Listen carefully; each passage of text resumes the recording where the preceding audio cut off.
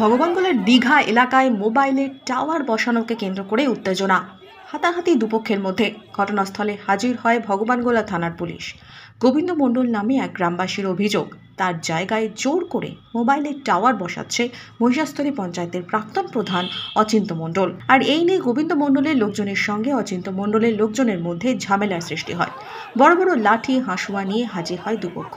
হাতাহাতি শুরু হয় দুপক্ষের। তবে ভগবানগোলা থানার পুলিশ এসে পরিস্থিতি নিয়ন্ত্রণে আনে। ওখানে জমি আছে, আমার জমিতে জোর জবরদস্তি টাওয়ার বসাচ্ছে। এটা নিয়ে আমি বাধা দিই। বাধা দেওয়ার পরে জোর করে বলে পুলিশ প্রোটেকশন নিয়ে বা এমনি করবো। পুলিশ আসে, পুলিশ এসেও আমি নিরপেক্ষ কথা বলে, ওর পক্ষে কথা বলে। তখন আমরা সমাজ দল বল নিয়ে আমরা বাধা দিই, এনে ঝামেলা করছি আমরা। এটা আমার নিজের রেকর্ডীয় সম্পত্তি, আমাকে অংশ বুঝেও দিচ্ছে না।